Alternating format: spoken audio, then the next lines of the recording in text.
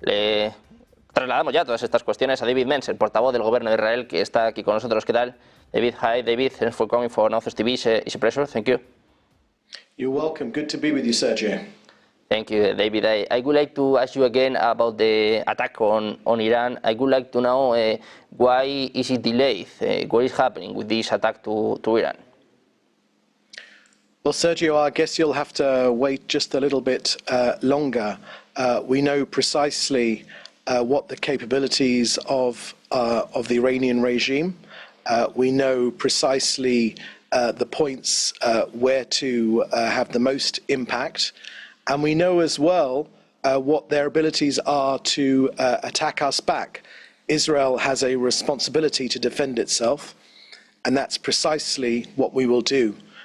Just last Tuesday, almost 2 weeks ago now, we had 101 ballistic missiles fired against this country.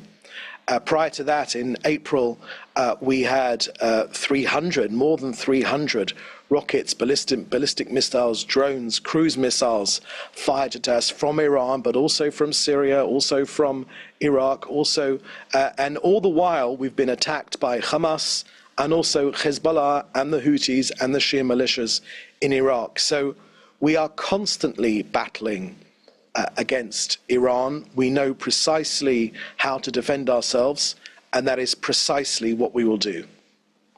Have you already decided whether there will be strikes on nuclear facilities or not? Is that an option of the attack to Iran? I think all options are on the table. You won't be surprised if I don't share our attack plans with you.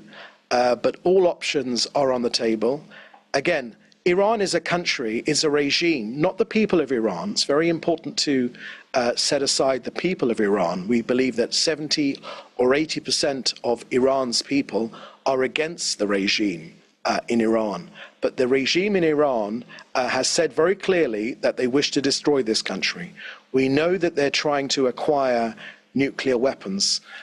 For the future and for the survival of this country, and for the future and for the peace of the world, we cannot allow Iran to continue to threaten us, but also the rest of the free world as well. Because they're only after us because we're in their neighborhood. They're after any other freedom-loving country further afield. We have a duty to defend ourselves, and you can be sure, Sergio, that's precisely what we're going to do. And looking for this attack, I would like to ask you about the response from Iran. Are you afraid of another response from Iran for trailing the attack we lived more or less 2 weeks ago? Miguel, this is a country that lives in a difficult neighborhood. We were attacked on October the 7th. We continue to fight this war on 7 fronts. Fear is not a word that we recognize here. We will defend ourselves. We are determined to ensure the future security of this country. It's our responsibility as a government to our 10 million people living here, not only Jewish people living here, but the others, Christians, Muslims, Druze, and other religions living here in peace. There is only one homeland for the Jewish people, and it's right here, and that means it's a precious place. We've got a 3,000-year link to this country, and you can be sure that we will defend ourselves to ensure our sustained future. David, I would like to ask you about the recent attacks. The Israelis receiving a lot of criticism for this attack for UN forces. What is the truth about these accusations? I'll tell you the truth. When the war ended in 2006, the idea in UN Resolution 1701 was to create this UNIFIL force on our northern border inside Lebanon, and the sole purpose of that UNIFIL force was to ensure that Hezbollah did not occupy the area between their southern border and the Litani River. Unfortunately, in that role, these so-called peacekeepers have been an absolute failure. There have been more rockets fired upon us, 13,000 in the last year. They haven't stopped any of them. These tunnels which they've dug, which the Israeli Defense Forces has shown, and anyone can see on their website, and these missiles which they've put inside people's homes, and the arms which are ready to fire upon us, and the plans which Hezbollah had to attack this country in the same style as the October 7th massacre, all of them proved to UNIFIL's abject failure. Now, the Prime Minister made very clear yesterday that he wants UNIFIL to move at least 5 kilometers north. Not because we have anything against UNIFIL, we wish they would have been effective, but their role has been an absolute failure, but we want to get them out of harm's way. Hezbollah are using them as a human shield. We know that there have been 25 cases where Hezbollah have fired from very close to UNIFIL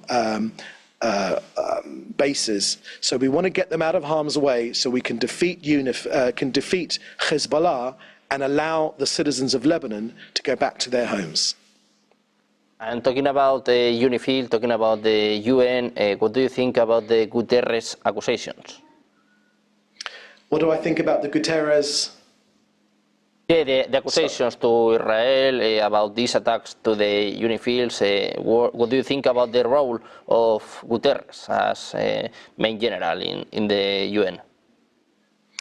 So the UN Secretary General has been very vocal over the last couple of weeks when we have attacked Hezbollah to push them back north to defend our country. But he's been extremely silent for 12 months, for an entire year, when we had these tens of thousands of rockets rain down upon us. So all of us here in Israel, cannot understand how it is that he puts so much emphasis on defending UNIFIL, which has been such an abject failure, but he has done next to nothing and said next to nothing about the terrorism which we've received from Hezbollah in our north. Now, we take our responsibility to defend our country extremely seriously. We know that we're fighting for our very existence. So we've asked the UN Secretary General to move UNIFIL north at least 5 kilometers to allow us to destroy Hezbollah positions, which currently are threatening this country. Just on Friday night, one of the Hezbollah drones was fired at an old age home in the town of Herzliya. That's the most vulnerable citizens in our country, our elderly. It was fired at an old age home. Just last night, 4 of our young people, 19 years old, each of them, were killed by Hezbollah UAVs and drones. We have a responsibility to defeat this terrorist organization. It's the most well-armed, the most organized terrorist organization in the world. It has grown under the watchful eye of UNIFIL. UNIFIL has done nothing about that, about Hezbollah. They've done nothing about it whatsoever. So we want UNIFIL out of the way so we can do the job that we must do to defend this country. Talking about Israel, David, I would like to ask you about the European leaders. I would like to ask you about Pedro Sánchez, Emmanuel Macron. They are urging another UN members to suspend the free trade agreement with Israel. What do you think about them? What would you tell to, for example, Pedro Sánchez? Well, our Prime Minister has made clear that it is obscene, as we are facing a war for our survival against 7 fronts from Iran.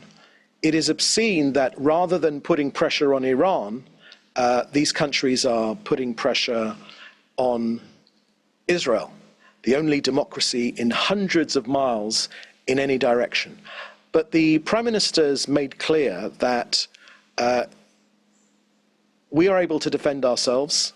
Thankfully, we have next to no French weapons or arms supplies from France.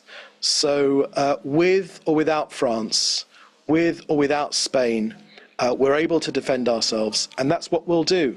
The President of France can make his proclamations, and as can the head of Spain, but we know what our responsibility is to defend this country, and it is important for other democracies around the world, rather than putting pressure on Israel, to put pressure on Iran, because it's Iran which is behind all of this violence.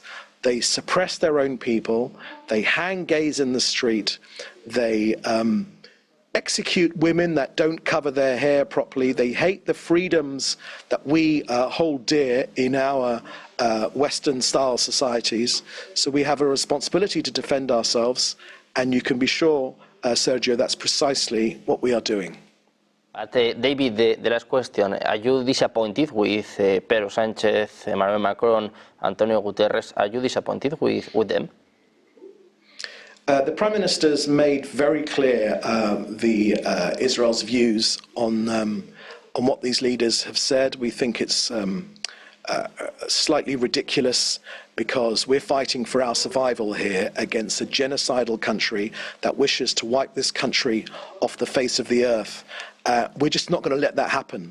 And we're very disappointed in countries like France and Spain who have made these sorts of comments. But with them or without them, we will be successful. And I'll tell you one more thing, Sergio. Our success in defeating Iran will be your success, because they're after us first here, but they're after your countries as well, which is why we must be successful.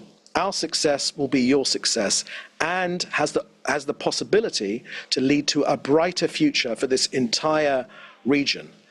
We believe that the Iranian people wish to live in peace with us. We believe that the majority of Lebanese people wish to live in peace with us.